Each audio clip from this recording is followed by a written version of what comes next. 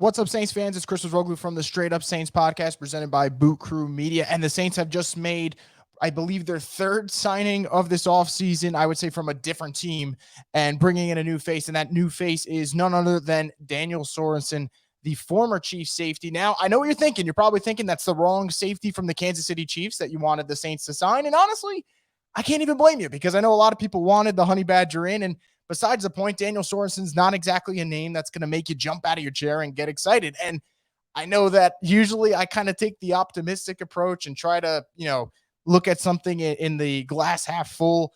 But I don't know. This is one of those signings that I really can't just sell that off to you guys. I don't really know what the thought process is with a move like this. And this is one of those moves that does little to excite me. I think we've already seen the best of Daniel Sorensen. And whatever the best is, again, that is an average football player. And I don't think you're getting an average football player anymore. He is 32 years old, and he's coming off a season where he graded a 46.3 according to Pro Football Focus. Now, I know some of you are going to hear that and say, well, Chris, I'm not a big Pro Football Focus guy. And that's fine. If you're not, that's totally cool. Let's put that to the side. Just go off the eye test. What did we see? Constant plays where he was just getting burnt. And it got to the point where Kansas City fans couldn't take watching him anymore. And if you see the announcement that Daniel Sorensen signing with the Saints, Chiefs fans are so relieved. It's like, annoying dude from your friends group leaves and you're like, all right, thank God that guy's gone. That's kind of how Chiefs fans are acting right now. So this is not exactly the move that makes you really excited if you're a Saints fan. And I think it actually leaves me with a little bit more questions than answers at this point, because I think if Daniel Sorensen ends up becoming the replacement, let's say, to PJ Williams, that's a little odd because PJ Williams is coming off his best season in the eyes of many, and Daniel Sorensen's coming off his worst. And also with PJ Williams, there's a familiarity. He knows the system. He knows how to be that kind of chess piece for the New Orleans Saints, especially under Dennis Allen.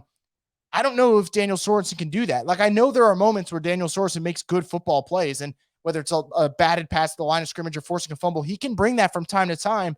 But I think this would be a move that you take a step back. And I'll throw this out there, and I'll kind of end it on this because you can only talk so many minutes about Daniel Sorensen before you realize that, man, we're just wasting everyone's time here.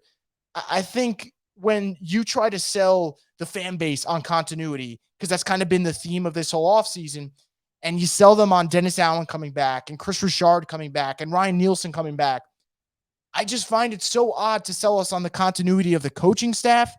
And yet the defense could theoretically, if this is the PJ Williams replacement, lose arguably two of their most versatile DBs in Marcus Williams and PJ Williams. That necessarily doesn't sit right with me. And that's why I have a little bit more questions right now than answers. I was very excited about the Kentavious Street signing. You can go back and watch that video if you want. I was totally thrilled that the Saints were able to find a worthy, I would say, replacement in Marcus Williams, although it's still a move that you take a step back. I was okay with it.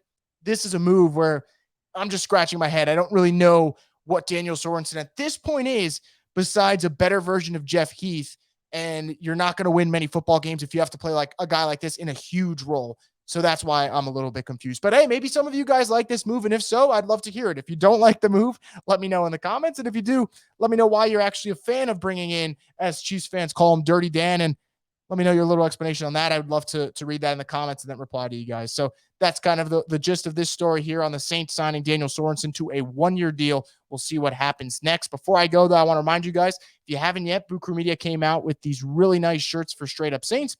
If you guys want to get a black one or a white one, you can check it out. The link's actually going to be in the description below. It's going to be a pre-sale. And then once we gather all the amounts of orders in, we're going to put those out. So if you guys want to check that out and support the podcast, you can. But that's going to do it for this one. Keep it plugged in here on the YouTube account for Boot Crew Media. Make sure to hit that notification bell to make sure you get more videos like this and get alerted for them. And also keep it plugged in here for the Straight Up Saints podcast, the destination for the Who Dat Nation.